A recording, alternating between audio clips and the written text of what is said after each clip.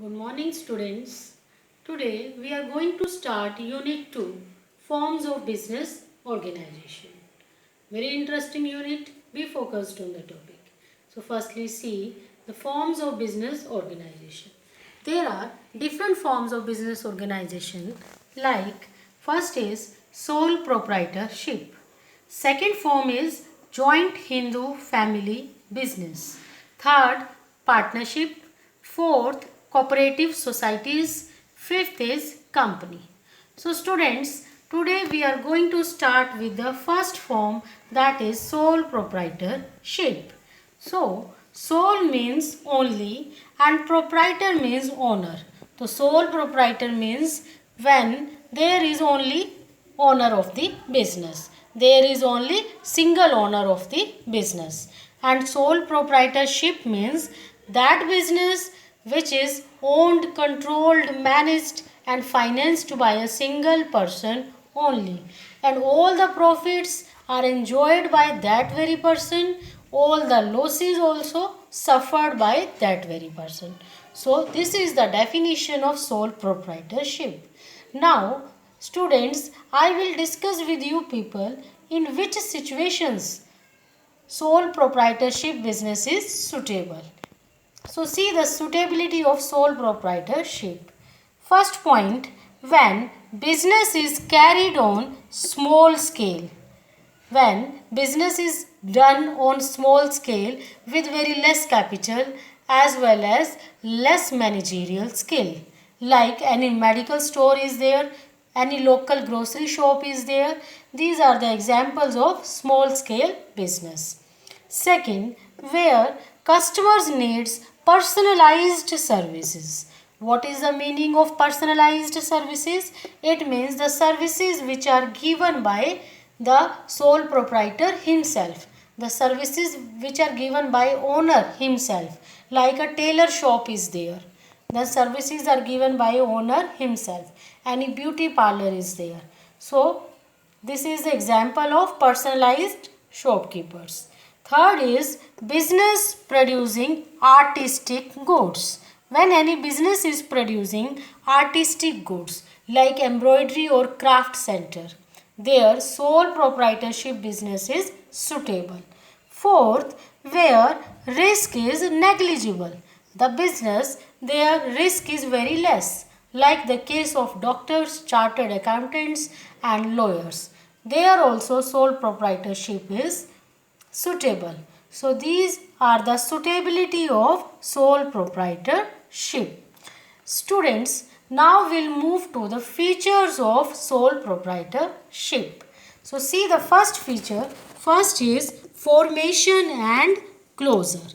So students, formation and closure both are very easy in case of sole proprietorship business because no legal formality is required to start or to close the sole proprietorship business, excepting a few cases like the case of a medical store.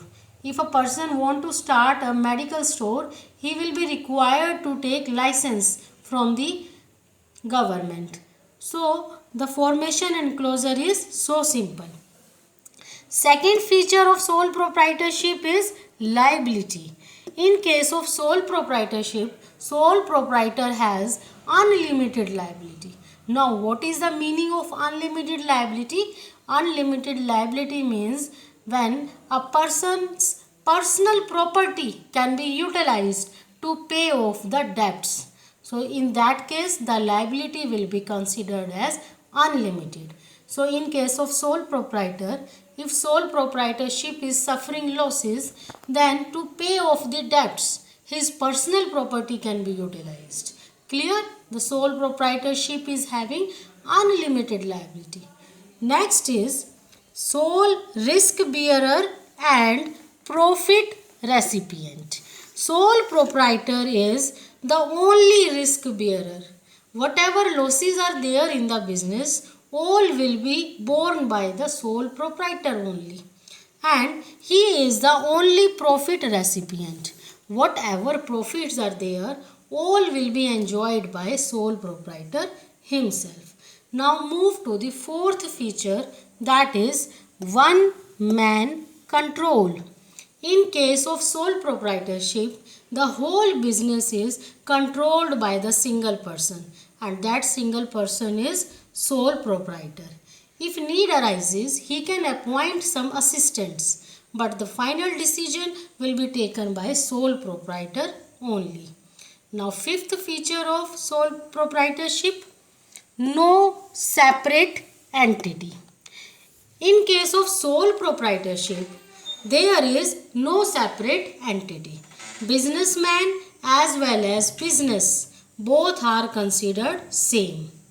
So that's why in case of sole proprietorship there is unlimited liability, that if there is any loss in the business, loss is there in the business, even then personal property of the businessman can be utilized, because it is considered that businessman is not separate from the business. Businessman and business both are considered same. This is the meaning of no separate entity. Now class, last feature of sole proprietorship is lack of business continuity. What I am saying, lack of business continuity. In case of sole proprietorship, there is less continuity. Suppose the businessman is not feeling well, or he has to go outside the city because of any family affair, then he has to close his business for that very day. And suppose the sole proprietor is died, then he has to shut down the business. So there is less continuity in case of sole proprietorship.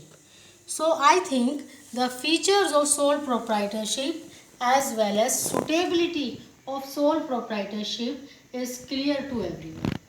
Students, if you have any doubt in this topic, you can discuss with me right now. Thank you, students.